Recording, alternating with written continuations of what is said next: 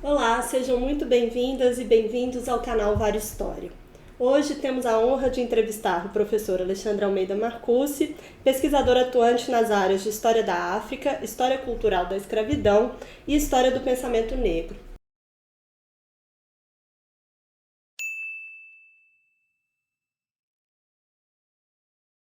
Bom, Alexandre, de alguma forma você já começou a tocar na questão que eu queria levantar agora, que tem a ver justamente com esse projeto de pesquisa Religiões Africanas nos Cadernos do Promotor da Inquisição de Lisboa, que você vinha desenvolvendo aqui com alunas e alunos da UFMG, como você próprio já disse. Né? Eu queria que você falasse um pouco sobre como você entende a importância da construção de bases de dados, como a que você pretende formular a partir desse projeto, e em especial qual papel que essas bases de dados podem ter em pesquisas sobre religiosidade e espiritualidade africanas, né? E mais particularmente sobre os cadernos do promotor, que você já comentou um pouco, como eles podem se tornar uma fonte relevante nesse tipo de estudos e também para pensar as trajetórias das religiões de matriz africana aqui no Brasil. Acho que você falou um pouco mais do lado africano dessa história, por enquanto, né? Talvez valha a pena a gente atravessar o Atlântico.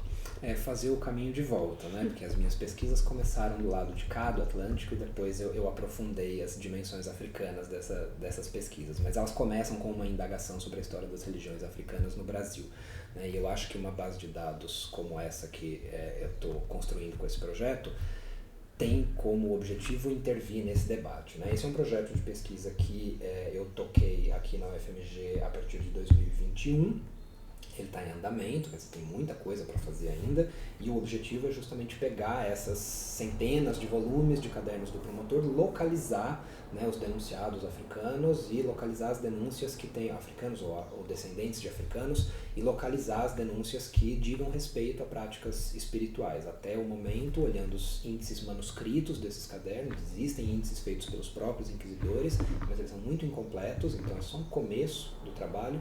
Olhando os índices manuscritos, a gente conseguiu localizar cerca de 1.100 denúncias contra acusados de origem africana ou indígena nos cadernos do promotor. E agora a gente está numa fase do projeto em que a gente está olhando com cuidado cada uma dessas denúncias e inventariando todos os dados sobre esses acusados ou denunciados. E esse é um projeto que eu comecei tocando aqui no UFMG e agora eu tô articulando a nossa equipe de pesquisa com a equipe de pesquisa da professora Daniela Calainho, da UERJ, que é a coordenadora do Núcleo de Estudos Inquisitoriais da UERJ e que também faz um trabalho semelhante, trabalhando com outras tipologias documentais. Então a ideia é que a gente tenha daqui a alguns anos uma base de dados que contemple diferentes tipos de documentação inquisitorial produzidas a respeito de africanos e afrodescendentes, tanto na África, quanto no Reino, em Portugal, quanto no Brasil. Né? Então, eu trabalhando mais com essa parte dos cadernos do promotor e a equipe da Daniela trabalhando com outras tipologias, visitações, processos, etc. A ideia é que a gente tenha uma base bem compreensiva a respeito disso e que isso tenha uma divulgação pública depois, que sirva para incentivar nossas novas pesquisas, mas também sirva como material para uso didático em escolas, enfim, a ideia é fazer realmente uma coisa de acesso mais amplo possível. E eu acho que é importante, né, esse tipo de trabalho para talvez desmontar alguns mitos que existem e que ainda nos estudos acadêmicos ainda são recorrentes em muitos sentidos, mas que sobretudo no debate público são muito mais visíveis. Né? A história, né, os estudiosos têm uma parcela bastante grande de responsabilidade sobre os estereótipos que temos sobre as religiões de origem africana no Brasil. A história dessas religiões, as religiões afro-brasileiras, ela foi muito marcada pela produção acadêmica, sobretudo antropológica brasileira, de meados do século XX. E por muito tempo existiu uma tendência nesses estudos a privilegiar os cultos religiosos originários do Golfo do Benin, sobretudo das regiões, né, que hoje correspondem ao Benin e à Nigéria. Em especial, né, a importância que os estudos do chamado Candomblé Queto tiveram na formação do campo dos estudos afro-brasileiros, né, no Brasil. Então tem uma visibilidade muito maior essas práticas religiosas de origem Yorubá ou de origem Fon, né? Então o culto aos voduns ou o culto aos orixás, e boa parte da historiografia e da antropologia brasileira, inicialmente durante a maior parte do século XX, teve um pouco esse viés, né, que alguns antropólogos vão chamar de nagocêntrico na produção, e deixou de lado, né, cultos e experiências espirituais de outras origens africanas.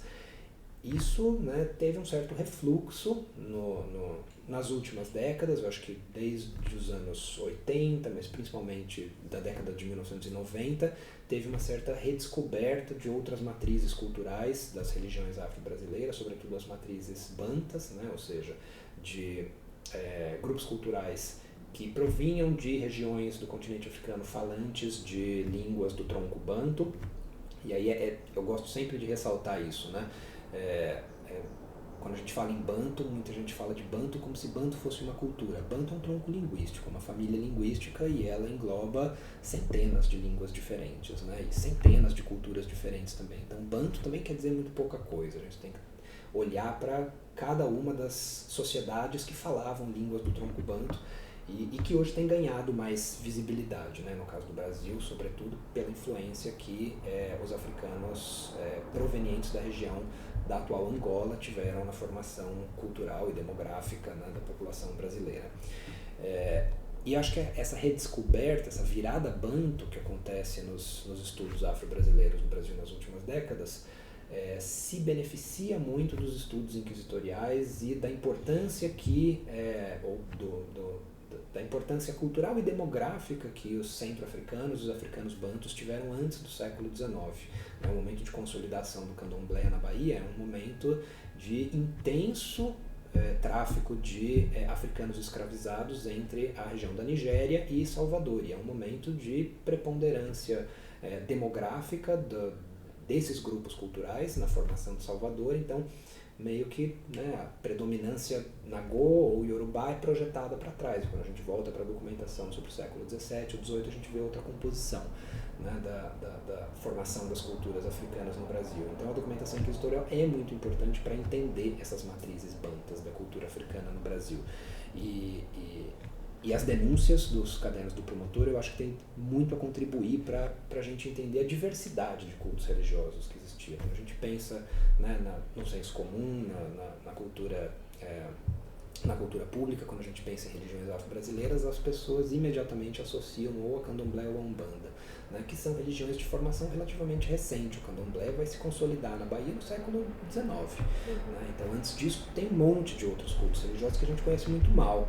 E acho que bases de dados como essas, que eu e a Daniela estamos produzindo, vão contribuir para a gente ter mais acesso a essas informações sobre outras religiões africanas que existiam no Brasil e que continuaram depois influenciando muitas vertentes de religiosidade afro-brasileira até a contemporaneidade.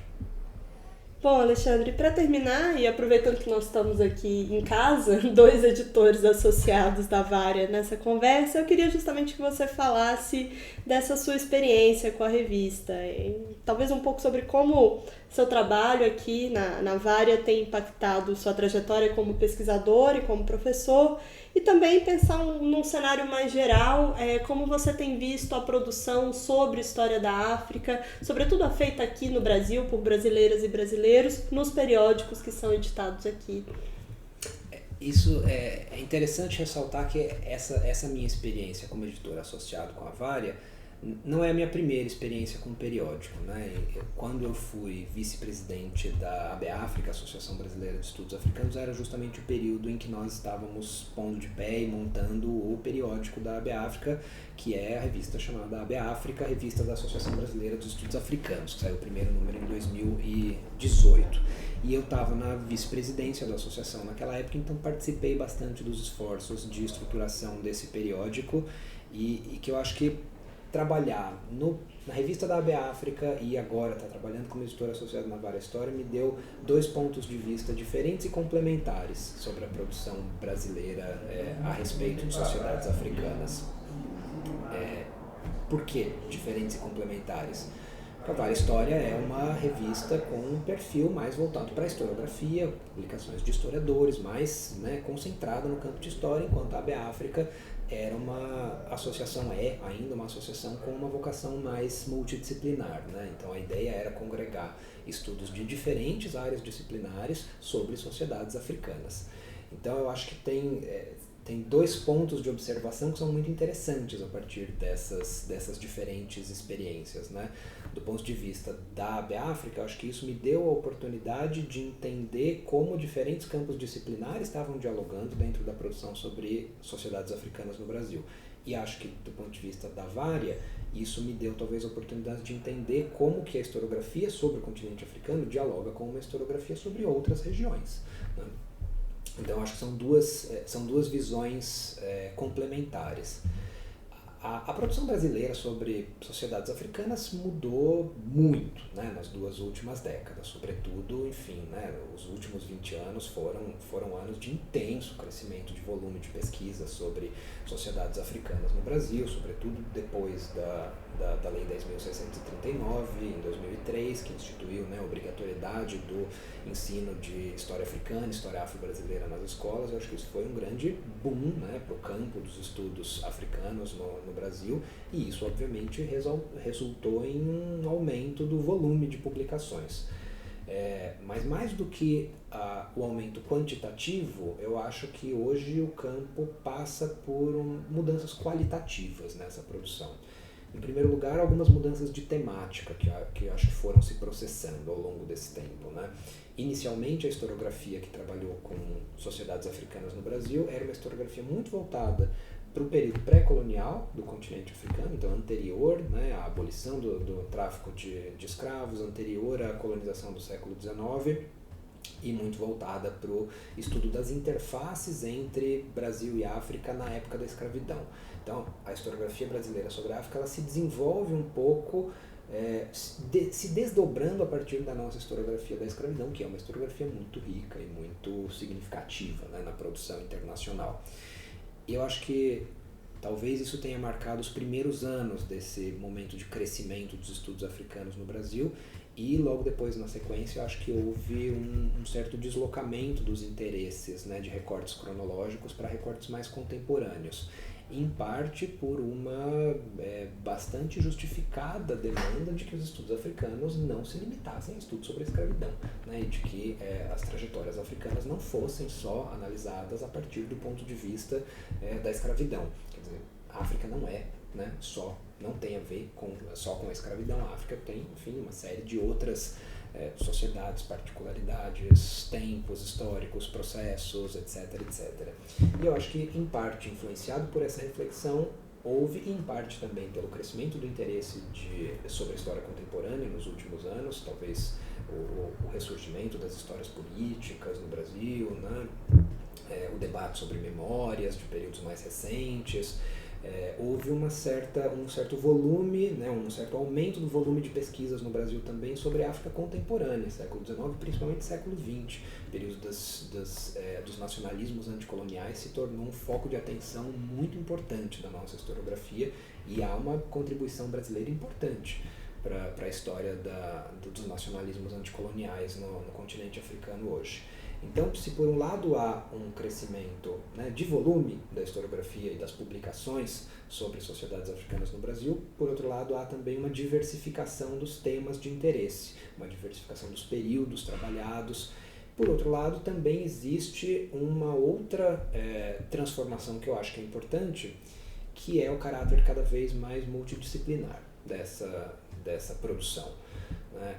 Assim que tivemos a Lei 10.639, o primeiro campo acadêmico que foi imediatamente, obviamente, impactado por essa transformação legislativa foi a história, né? Então, a história se institui em cadeiras de história da África, em muitas escolas começa a haver uma concepção, que é uma concepção equivocada, de que a lei se refere ao ensino de história, quando na verdade ela se refere ao ensino de todas as disciplinas escolares, né? Mas por um certo período, isso meio que virou responsabilidade dos historiadores, né? Lidar com essa demanda sobre temas africanos. E acho que depois de um tempo outras áreas disciplinares foram embarcando, né, também nessa tarefa, e a gente começou a ter um perfil mais multidisciplinar.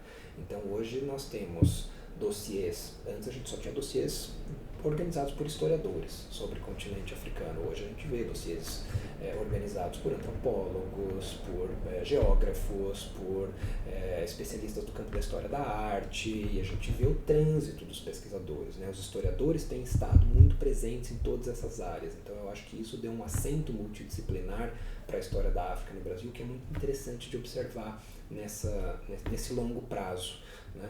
E por outro lado, eu acho que quando a gente olha, então a minha experiência na AB África me permitiu ver muito isso, né? Quer dizer, esse diálogo que os historiadores estão travando com outros campos disciplinares. Por outro lado, essa minha atuação como editor aqui na Vara História tem me chamado a atenção para um aspecto da historiografia sobre o continente africano que eu acho que cada vez é mais relevante, não só no Brasil, mas em outros países do mundo, que é a contribuição que a historiografia sobre a África tem feito para a historiografia sobre a modernidade e o mundo contemporâneo, né? Existe um diálogo muito mais próximo, acho, hoje dos historiadores que trabalham com a África, com os historiadores que trabalham com outras regiões e com historiadores que trabalham com questões teóricas, metodológicas, epistemológicas. Quer dizer, eu acho que os estudos sobre sociedades africanas têm contribuído de maneira significativa com questões teóricas que são de interesse geral para toda a disciplina.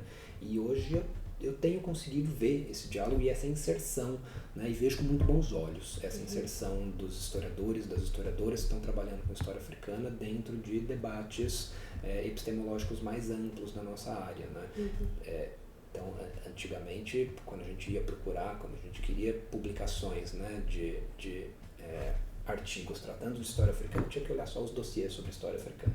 E aí só se publicava praticamente em dossiês. Teve um monte de dossiês na década de 2000, de 2010, e a gente basicamente publicava nesses dossiês sobre a história da África. E hoje eu vejo, né, com muita satisfação que cada novo número da Vara tem artigos sobre história africana que não necessariamente estão no âmbito de dossiês de história africana, mas que estão dialogando com outras áreas disciplinares, estão estabelecendo outras pontes. Então eu acho que esse é um ganho qualitativo muito significativo para a historiografia sobre o continente africano. Ela tem sido chamada para falar sobre questões epistemológicas e historiográficas mais amplas, e eu acho que há uma contribuição importante a dar nesse campo. Acho que o texto do Miguel Jerônimo, que acaba de ser publicado na Vara, no nosso último número de 2023, você foi o editor associado responsável por ele, acho que ele é uma grande ilustração disso que você vinha falando, né? Por um lado, é um texto que está inserido num dossiê sobre transições democráticas e ditaduras em Portugal e no Brasil, e que ao mesmo tempo é um texto que traz uma discussão sobre estado de bem-estar, sobre desenvolvimento, a partir do caso do Império Colonial Português tardio, né? Sobretudo em Angola, o foco do Miguel Jerônimo. Então fica o convite para leitura também, para quem estiver nos assistindo. E é um texto que ilustra bem esse diálogo, né? É um texto que trabalha questões importantes do regime salazarista português a partir de um foco africano, e que repensa questões ideológicas do salazarismo olhando a partir, sobretudo, do caso de Angola, né? Então eu acho que esse é um ótimo exemplo desse tipo de diálogo que está sendo travado entre historiadores e historiadoras que trabalham com a África e que trabalham com outras questões, né, outros recortes temporais, questões teóricas, etc. Maravilha, Alexandre. Te agradeço muitíssimo por essa conversa tão rica. Esperamos te ter como editor associado na Vara ainda por um bom tempo. Bom, e convidamos todas e todos a explorarem os números da Vara História e também as outras entrevistas do nosso canal. Obrigado.